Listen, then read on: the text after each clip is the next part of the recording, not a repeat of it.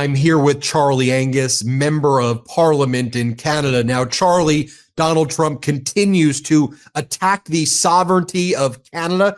He's imposed 25% tariffs on steel and aluminum products in Canada and across the world as of Monday evening. And he continues to poke Canada, prod Canada, talk about conquering Canada. What do you make of all of this, Charlie?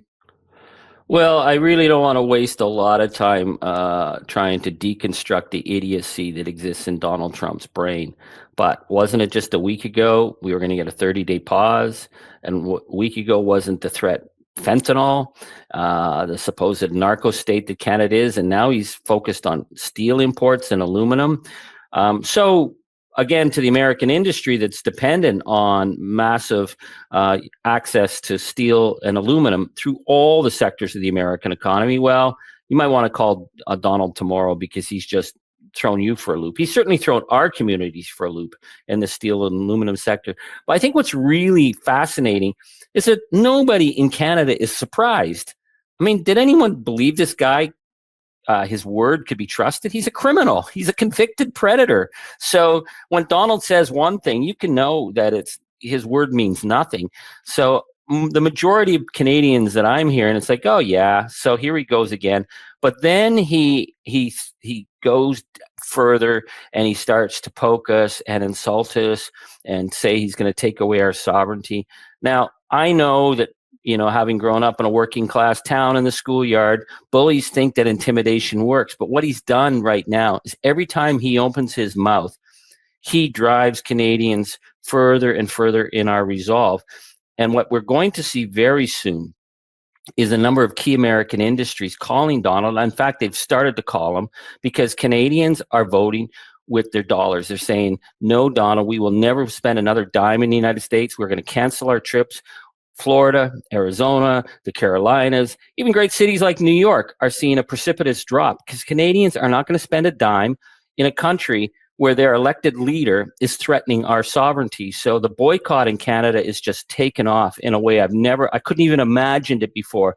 So every time Donald comes on like he's doing now and threatens us and threatens our future, he's just really building the resistance up. And what's going to happen is it's going to backlash on a lot of hardworking American families who are dependent on key economies that are dependent on Canadian dollars. Those dollars are going to dry up very quickly. Right, because we're not even talking about the damage yet that's going to be caused by Canada's retaliation in the form of retaliatory tariffs. Canadians on their own at a grassroots level are saying, we're boycotting American products from the grocery stores and from all of our stores. We're buying Canada. And unless we're forced to go into that meth lab beneath us, which is the United States of America, we are not going there. And there is a travel boycott. It's like a scarlet letter almost in Canada if you're coming to the United States of America. Charlie, talk a little bit more in detail about how important the tourism industry is. I think it's a $20 billion industry of Canadians coming into the United States. If only 10% of that 20 billion is impacted, it will cost 144,000 American jobs, and it will cause $2 billion in damages to the American tourism industry. I think it's going to be far more than 10%. What are you seeing? To me, I think it's going to be closer to 50 to 100% based on what I'm hearing from Canadians. What are you hearing, Charlie? The numbers are dramatic, and we saw the U.S. Tourism Association fire a warning shot at Donald just the other day. They talked about the loss of 140,000 American jobs based on a 10% loss.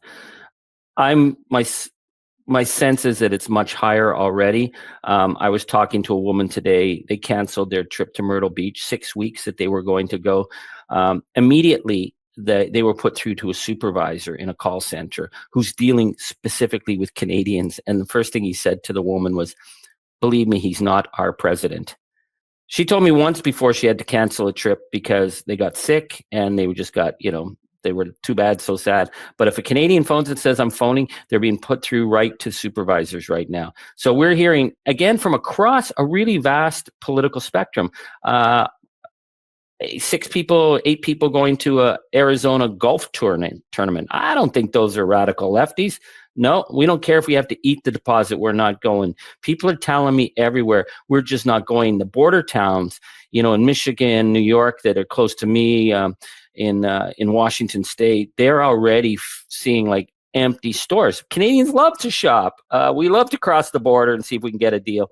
Those stores are empty. So every time Donald threatens us now, it adds more. So you're seeing the tourism industry. So Florida, 38% of their tourism money is Canadian. Texas, I think it's like a couple of $100 million they've lost already. And then you take bourbon in Kentucky.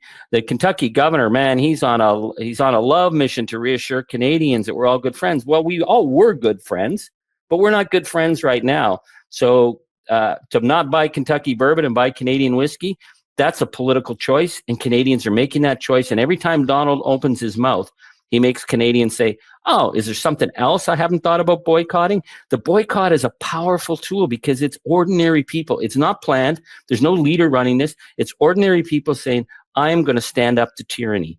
And fascists and people who use the politics of intimidation, they don't know how to respond to the power of the boycott. It's worked so great in the past, and it's working phenomenally right now with the solidarity we're seeing.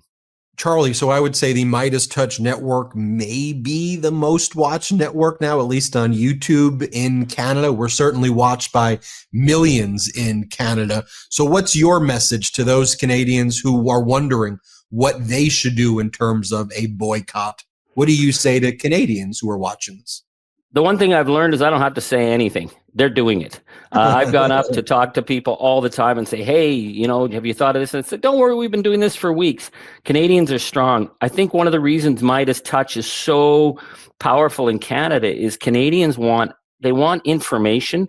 They want a vision about how to resist, because these are troubling times. It's very scary what we're dealing with right now.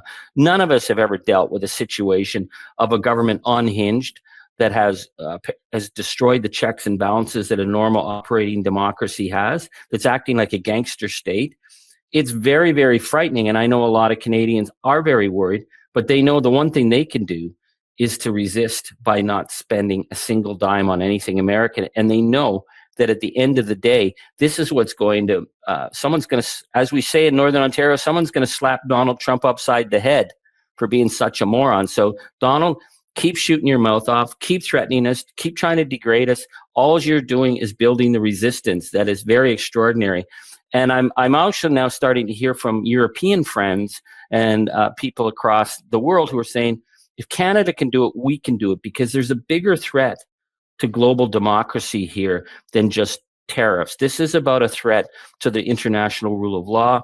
This is a threat about to notions of democratic freedom that we have worked for decades to build. This man is an anathema to that. This man is a threat to that. So to our friends in the UK, to our friends in France, to our friends in Germany, to our friends in Mexico, we all stand together by just saying we will not engage as individuals and as citizens. And that is a powerful, powerful message we've got right now. And it's a powerful tool for resisting tyranny.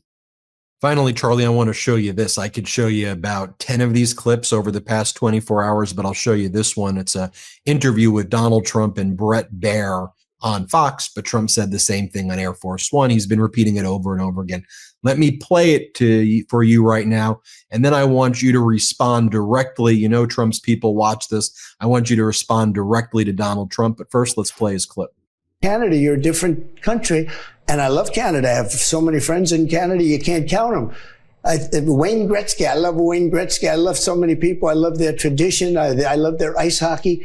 But why are we paying $200 billion a year, essentially in subsidy to Canada? Now, if they're a 51st state, I don't mind doing it. The Canadian citizens would have a much lower tax rate. They'd have much better medical, and they'd have military protection like nobody can have. Charlie, what do you say to Donald Trump? Well, Donald, real simple. Canadian kids go to school without having to worry about getting shot in their classrooms because we have gun rules. Canadians, if they get sick, can go to the hospital and not spend a dime. They don't have to deal with guys like Luigi shooting CEOs who are sponging off sick American people. And Donald Trump doesn't love Canadians. He doesn't know a thing about us. He detests us because he's a grifter. So every time Donald says how much he thinks about Canada, he's thinking about us as some kind of poor, dumb sap nation that's going to give into his intimidation. Well, guess what, Donald? We come from a long line of anti-fascist fighters. All my uncles kicked the Nazi rear ends all over Europe. We'd do it all again. We will defend our country. We will defend our healthcare. We will defend our values of inclusivity, and we will defend it from convicted predators like you. So keep talking, Donald. Just keep talking. It's only building the resistance here to an incredible level. We will never break. We will never bow down, and we will never, ever, ever kiss your ring. Charlie Angus, Member of Parliament in Canada. Charlie Angus leading the resistance, and I would say the offense as well in Canada and globally. Thanks, Charlie. Thanks so much. Everybody hit subscribe. We're right there at that 4 million subscriber mark. Let's get there together as soon as we can. Thanks for watching. Can't get enough Meidas? Check out the Meidas Plus Substack for ad-free articles, reports, podcasts, daily recaps from Ron Filipkowski, and more. Sign up for free now at MeidasPlus.com.